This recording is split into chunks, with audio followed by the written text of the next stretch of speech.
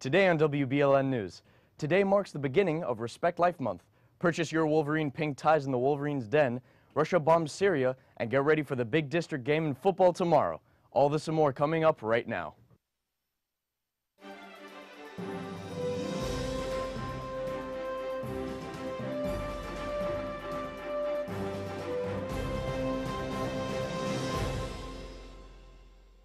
Good morning, Belen. I'm Alejandro Herrero. And I'm Stephen Calles, and welcome to this edition of WBLN. Here are your news for today, September 30th, 2015. Today starts Respect Life Month. The Respect Life Club is selling baby footprint lapel pins for $5. The club is also coordinating a group to participate in the Life Chain this Sunday, October 4th. If you would like to find out more information, please contact Miss Susie Corzo in the library. Tomorrow, first Friday of the month, we will be exposing the Blessed Sacrament in our chapel for prayer and adoration. I invite you to take a little time during your day to spend it with the Lord, presenting to Him your gratitude, dreams, and needs, asking for peace in our families and in our world. Purchase your pink ties and other items at the Wolverine Den. The pink tie can be worn throughout the month of October. Registration is open for the 3rd annual Battle Like a Wolverine 5K. Register early and save money on registration at www.battlelikeawolverine.com.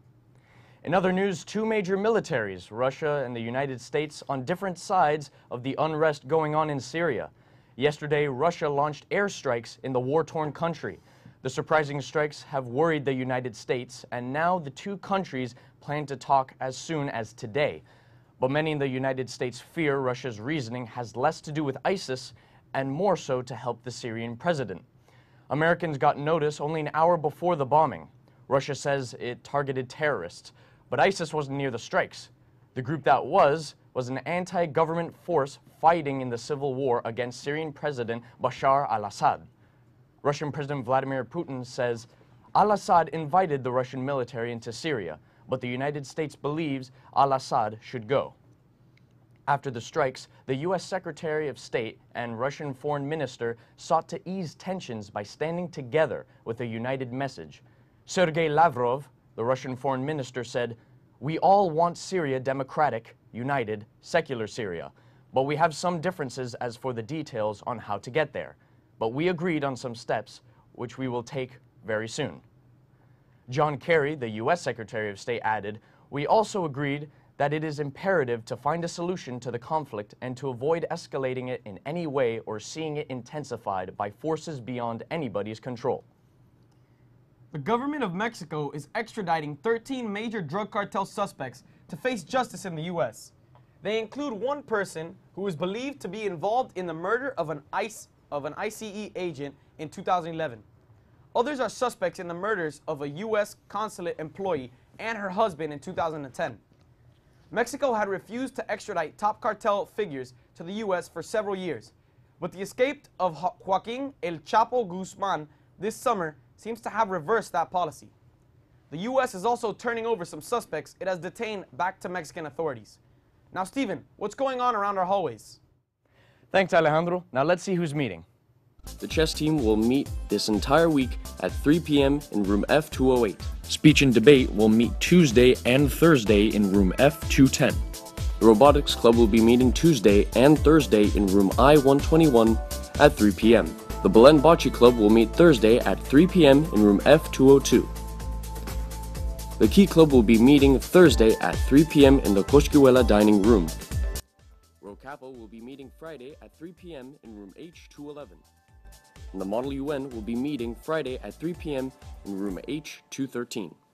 The Film Club will meet Thursday at 3 p.m. in room C203. The National Beta Club's initiative to help the homeless in our community is almost over. You can still help by donating travel-sized toiletries. The donations may be dropped off in the main office or with Ms. Sosa in room G202 by Friday.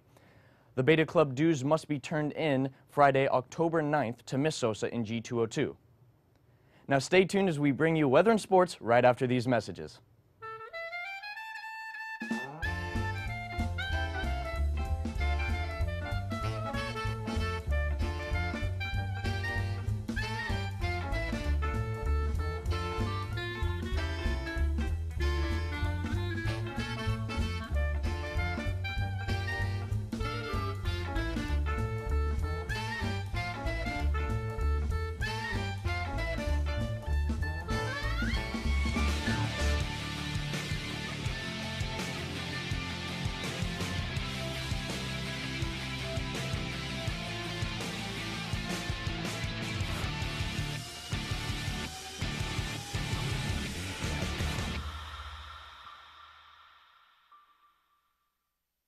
Now on to Mark Novus with the weather.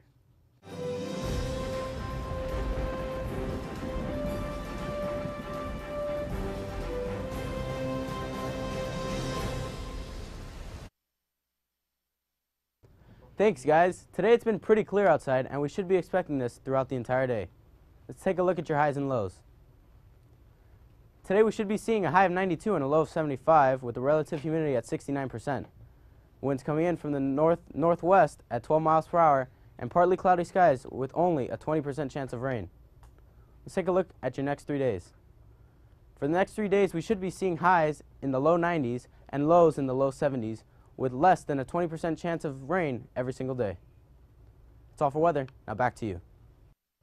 Thank you, Mark. Now here's Francisco Blanco with sports.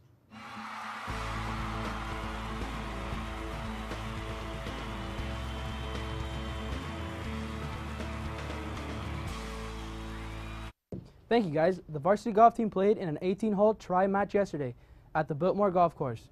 The match was very competitive as Belen finished second to rival Columbus by a score of 296 to 300. They finished ahead of Gulliver by 5 strokes. Leading the Wolverines were Leo Herrera and AJ Martinez with scores of 71 and 73, followed by Andrew Secol and Nick Vega with scores of 77 and 79. The JV golf team defeated Archbishop McCarthy yesterday at Doral by a score of 160 to 219.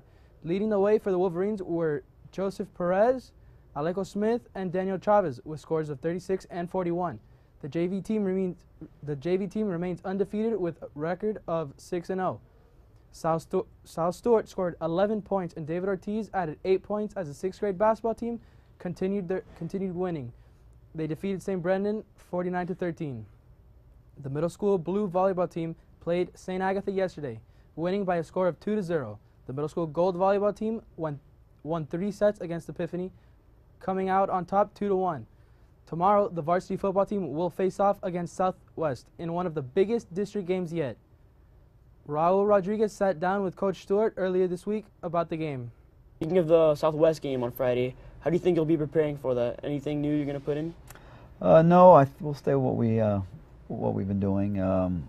We'll be prepared. The kids are fired up for that game. It's a huge district game. We're both 1-0 in the district, and the winner of this game is in the driver's seat for the district championship. So the kids know how important it is. And as far as offensively, we're going to stick with what we have.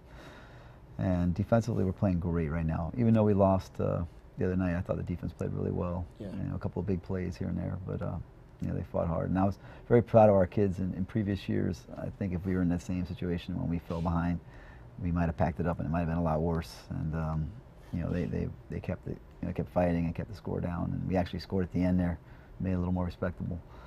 And but anyway, I hope everybody can make it out this Friday.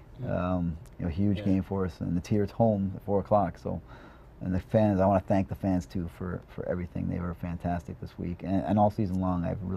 The senior class has been fantastic in getting the spirit out there and their classmates out there to support our team.